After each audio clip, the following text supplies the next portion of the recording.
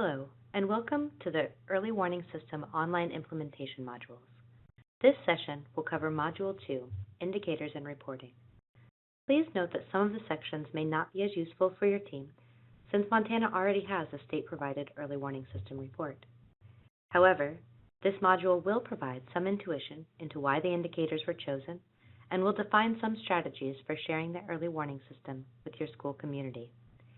It will also provide strategies for setting expectations around using the reports. Let's begin by opening up our browser. Today, I'm going to be using Firefox. However, Internet Explorer and Google Chrome should also work. We're going to enter the address ews.educationnorthwest.org.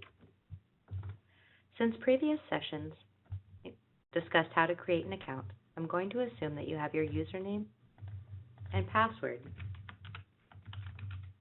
available. Simply hit Enter or click Login. We're going to go directly to the modules now. As a reminder, you may see this gray box if you've already inputted data. Clicking Resume will take you to the last place that you inputted data in the system, and Erase will delete any information that's been entered into the system. Please be careful hitting Erase, since we cannot retrieve data that's been erased or deleted. Only use this if you definitely want to start over again. Let's go to Module 2. We're going to start from the beginning at Indicators. For your information, this page tells you a little bit more information about what is an effective indicator. We know that effective indicators are valid for the intended purpose, actionable by schools, meaningful and easily understood, and aligned with school and district priorities.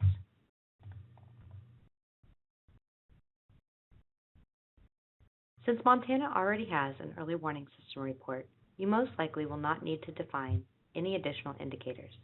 But if you're ever interested, you can go and click on each of these indicators and list and talk about the additional information that we would need to know to figure out if the indicator would be effective for your situation. You can type in new indicators here as well.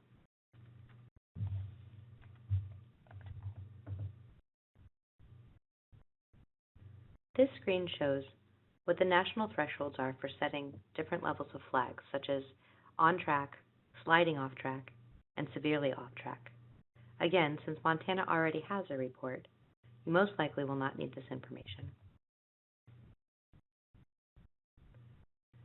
This activity provides teams with a little intuition on how indicators are set. In the beginning, all students are flagged. Orange dots represent dropouts, and blue dots represent graduates. As we increase the number of days absent, we see that a lot of the blue dots begin to fall off. So we're not flagging those graduates anymore as being off track.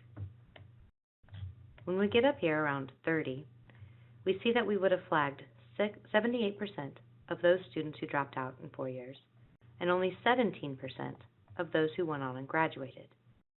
This makes it much more easy to use the system because we're identifying a vast amount of people who have dropped out and not identifying very many students who went on to graduate.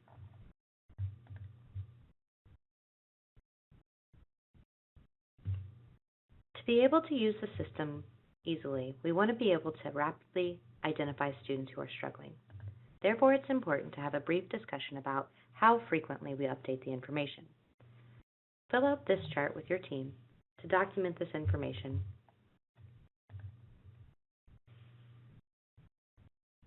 We also want to take a moment to talk about security. Many schools have password-protected sites. This click and reveal will allow you to decide what options you have available to your team. If you already have a password-protected site, we'll click Yes, and then we need to discuss if we're able to use the system to share the reports. If yes, no further steps are needed to be taken. If no, however, you can document these steps in the box provided.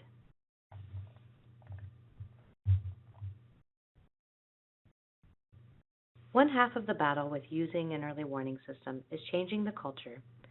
After a decade of accountability, many teachers and administrators can see data as a bad monster that's used for punishment. We want to change this perception into using data as a hero who will help us make decisions and support students who are sliding off scale. Use this slider to have a discussion with your team about the data climate in your school.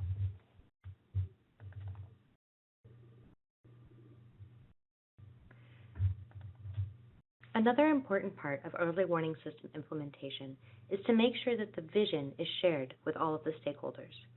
You can use this page to document your responses on how you'll share your ideas with the rest of the community. This page provides a little bit more information on steps that could be used to share the information and engage the users within your school community.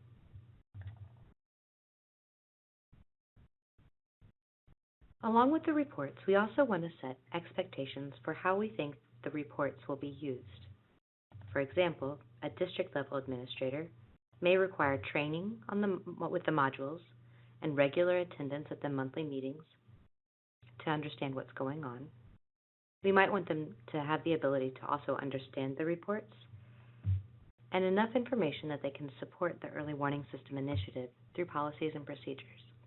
This might look very different compared to teachers or school counselors.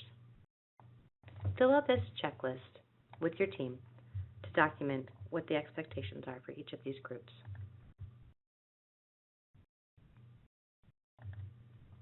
Additionally, information that we include in the reports might look different for different audiences.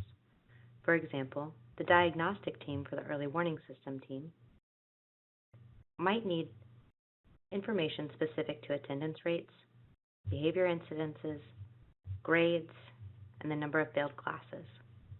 That might be different from students and parents who might only need their current attendance rate, math grade, number of failures, things like this. This page allows you to document what you'll be including in the reports, how you're planning to disseminate it to these different groups of individuals, and when you'll be giving these reports to the different groups.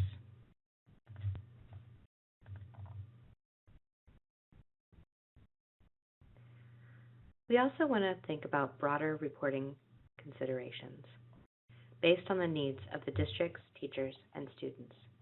Go ahead and have these conversations with your team and document your answers in this section.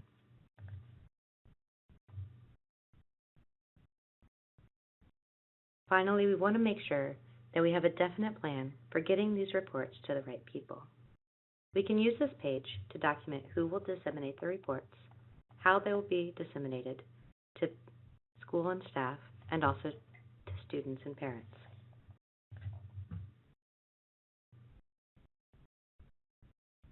Finally, we have a list of information that you might want to prepare for the next module to get the most out of it with your team.